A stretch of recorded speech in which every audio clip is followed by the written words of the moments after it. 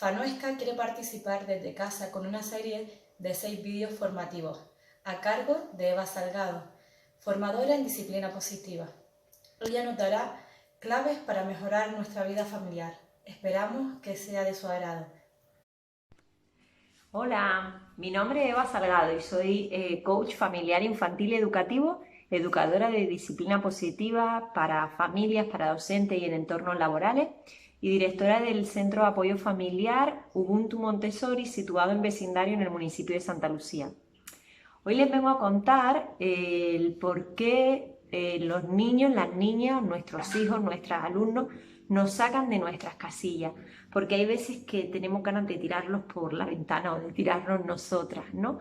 O por qué también ellos saben como ese botón que solo ellos saben para tocar y que nosotras explotemos, ¿no? Hoy les voy a contar una de las razones, porque podríamos hablar sobre muchas razones del por qué pasa esto, el por qué nos pasa esto como adultos, y hoy voy a explicar una de ellas. Voy a explicar, por lo tanto, qué es lo que pasa en su cerebro y qué es lo que pasa en el nuestro, ¿no? Es decir, entonces voy a utilizar un modelo que se llama el modelo en la palma de la mano. Este modelo es del autor de Daniel Siegel, el autor de este libro, El cerebro del niño, que este es el libro de ejercicios, pero tiene otro, ¿vale? Que se llama solo El cerebro del niño. Este es un libro muy fácil de leer, de una lectura muy amena, muy entretenido, y este curiosamente es el de ejercicios, ¿vale? Que también sirve para hacerlos con los más pequeños, incluso con nosotros mismos, ¿no? Si están rondando la adolescencia o acercándose a ella, les recomiendo de este mismo autor, Daniel Siegel, el libro Tormenta Cerebral, ¿sí? Entonces, este autor explica el modelo del cerebro, de cómo funciona nuestro cerebro, con un modelo muy sencillo, tanto para las familias, como para los educadores, como para los niños, para explicárselos también a ellos. Entonces, empezamos así. Nosotros pondríamos nuestra mano así, ¿sí? Es decir, este sería como un cerebro humano, ¿sí? Un cerebro racional. Y entonces empezamos explicando, ponemos la palma de la mano así, y empezamos explicando que este brazo y la palma de nuestra mano sería el cerebro más primitivo. El cerebro más primitivo, el cerebro más instintivo, es el primer cerebro que se crea, y este cerebro tiene la función básica de supervivencia, ¿sí? Es decir, solo se encarga de nuestra supervivencia. ¿Qué puede hacer este cerebro? Por ejemplo, nuestra frecuencia cardíaca, nuestra respiración, el que inhalemos y exhalemos es causa de este cerebro, ¿sí? El que nuestros ojos parpadeen, el que se nos ponga la piel de gallina cuando sentimos frío, todo esto se encarga de este cerebro más primitivo. ¿Qué es lo que pasa con este cerebro? Que este cerebro no piensa ni siente, solo actúa. Y como he dicho, su función básica es la supervivencia. Cuando esta supervivencia se ve amenazada por algún peligro, pues tiene unas maneras de reaccionar, ¿no? ¿Y cuáles son estas maneras de reaccionar? Pues tiende a huir, es decir, sale corriendo, se paraliza o ataca. Esta es la función más recurrente, ¿vale? El ataca. ¿Cómo ataca? Pues atacando con uñas, dientes y lo que pille, ¿sí? Es decir, estaríamos en este cerebro. Ahora, si ponemos nuestro dedo pulgar sobre la palma de la mano, tendríamos lo que es el cerebro límbico o el cerebro emocional. Este cerebro empieza ya a conocer un poco las emociones, pero todavía son sin ningún filtro. ¿Qué quiero decir sin ningún filtro? Son emociones como muy primitivas, muy viscerales, es decir, que salen, ¿no?, sin ningún tipo de regulación, es decir, este cerebro no puede todavía regular ningún tipo de emoción, ¿vale? Este cerebro utiliza dos herramientas para eso, ¿no? Utiliza la memoria y utiliza el aprendizaje, es decir, empieza a aprender, empieza como a almacenar cierto tipo de información. Y si pusiéramos ya nuestros dedos sobre el cerebro límbico, sobre nuestro cerebro más mamífero, que también le llamo, y sobre la palma, pues tendríamos el cerebro racional, o lo que le decimos la corteza cerebral. Por aquí arriba estarían lo que son los sentidos, la vista, el olfato, el gusto, el tacto, el oído. Por aquí nos llegan las señales de todo lo que son nuestros pensamientos, es decir, todos nuestros pensamientos llegarían a esta parte del cerebro, más que estarían como un poco por aquí. Y después la uñita, es decir, que justo además tocan con nuestro cerebro más primitivo y esconden a nuestro cerebro emocional, estaría lo que se denomina la corteza prefrontal.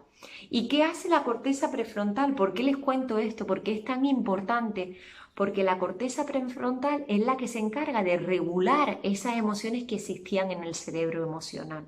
Se encarga de flexibilizar en la respuesta, se encarga de la empatía, se encarga de la gestión de los temores,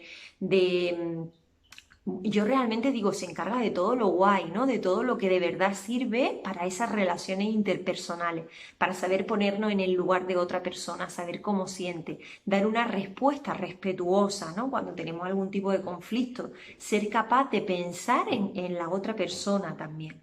Entonces, ¿qué es lo que pasa? Que, que esto hace así muchas veces en muchos momentos del día, ¿no? Hace así, quiero decir que se desconecta, es decir, le voy a poner un ejemplo. Imagínense que yo hoy me he levantado, he dormido fatal, he tenido una muy mala noche con muchas pesadillas, ¿sí? Es decir, no he podido lograr conciliar bien el sueño. Después resulta que me he levantado y cuando me he levantado me he dado cuenta que además había apagado el despertador sin ni siquiera levantarme. Me meto en el coche y hay un montón de tráfico, ya más quisiéramos ahora, ¿no? Pero bueno, un día normal, me meto en un montón de tráfico, llego tarde al trabajo, ¿no? Es decir, cuando llego el jefe me dice que tengo una reunión, que tengo que hacer esto, lo otro, un montón de jaleo. Cuando llego a casa voy pensando qué es lo que tengo que preparar de cena, qué es lo que tengo que hacer para mañana, todo esto, ¿no? Y al final llego, pues así, llego como el cocodrilo, vamos, del pantano más grande, ¿no? Y entonces, ¿qué es lo que pasa en el otro extremo? Que en el otro extremo está nuestro hijo. Y nuestro hijo está, imagínense que cuando nosotros llegamos a casa, está saltando en el sofá. Nosotros abrimos la puerta de casa y este niño está saltando en el sofá como si no hubiera un mañana, saltando loco perdido en el sofá. Y de repente él está así porque está con sus emociones saltando loco de alegría y de repente yo llego a casa así. Entonces nos encontramos los dos. ¿Y qué va a pasar? ¿Qué va a pasar? Que mi hija hace así también y se destapa, se desconecta de su cerebro más racional, ¿sí? De su cerebro más humano se desconecta. ¿Por qué se desconecta? Porque existen unas neuronas llamadas espejo y en milésimas de segundo copian, lo primero que copian es la emoción. Entonces la emoción de mamá es una emoción de cocodrilo, es decir, de este cocodrilo que solo va a atacar. Porque no, mamá no se va a ir, es decir, no va a huir cuando el niño está saltando en el sofá, ni tampoco se va a quedar paralizada. Entonces este cerebro es el que se va a convertir en cocodrilo para luchar con mi hijo, ¿sí? Y mi hijo se va a convertir en otro cocodrilo y tendríamos una lucha de cocodrilo. Y aquí siempre digo, ¿quién gana? Pues no gana nadie, los dos perdemos porque hemos perdido una maravillosa oportunidad para modelar con nuestros hijos lo que tenemos que hacer cuando estamos totalmente desconectados. Y ahora, la otra pregunta es, muchas veces, muchas familias, muchos educadores pensamos, ¿no? Y piensan que el niño te ha cogido la vuelta. Voy a utilizar muchas expresiones que se usan, de que es muy listo, de que sabe, de que ya no hay quien lo meta a viajes, sí, todo este tipo de expresiones que se utilizan para tomarnos las cosas como algo personal, como que el niño lo hace con una ganas de molestar al adulto, ¿no? Y nada de cierto tiene esto. ¿Por qué? Porque está demostrado ya que la corteza prefrontal, es decir, que esto no se termina de desarrollar hasta alrededor de los 25 años. Es decir, mi hijo no es capaz, no tiene su cerebro preparado para ponerse en el lugar de los otros, para dar una respuesta respetuosa. ¿Que la puede dar? Claro que la puede dar, pero ¿cuáles son las expectativas que tenemos nosotros como adultos? Nuestras expectativas son demasiado altas y entonces ponemos en ello una serie de cosas que no están preparados para hacer. Por ejemplo, les cuento un caso, ¿no? Si de repente mi hijo está, yo llego, ¿no? Y llego de esta manera, toda nerviosa, y yo llego y sé que yo estoy así porque yo me he dado cuenta de que ya yo me conozco, ya yo sé que, por ejemplo, me empiezan a sudar las manos, ¿sí? O se me empiezan a poner los cachetes rojos, un nudo en la garganta. Empiezo a notar como que mi cerebro se está desconectando y va a aparecer el cerebro cocodrilo o este mamífero que podría ser, por ejemplo, un león, ¿no? Entonces, yo ya empiezo a tomar conciencia de eso y lo que tengo que utilizar es la estrategia de huir. Es decir, pero no huir como en plan de, bueno, y que el niño haga lo que le dé la gana. No, huir hasta cuándo, hasta que mi cerebro sea capaz de hacer esto. ¿Por qué? Porque cuando mi cerebro es capaz de hacer esto, yo puedo retomar la conversación, puedo retomar el asunto, el problema y ponerle soluciones de una manera respetuosa. Es decir, yo soy capaz de entrar a casa y decir, hoy he tenido un día fatal, un día horrible, estoy muy cansada, sí, decir, con muchas cosas en la cabeza y no soy capaz de dar una respuesta respetuosa para con mi hijo, me retiro. Necesito tomarme un tiempo fuera, es decir, necesito respirar, hacer 5 minutos de meditación, lo que quiera que cada uno pueda elegir para hacer esto, ¿sí? Y entonces lo hago. Y cuando yo hago esto, ¿qué hago?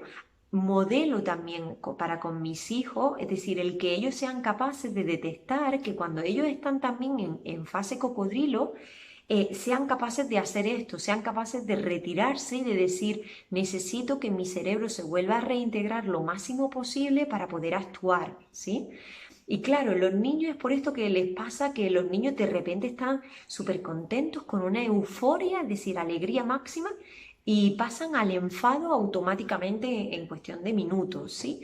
O al revés, o están muy enfadados, acabamos de tener un problema, un disgusto, una pelea, y de repente a los 5 minutos ya están otra vez, eres la mejor mami del mundo. ¿Sí?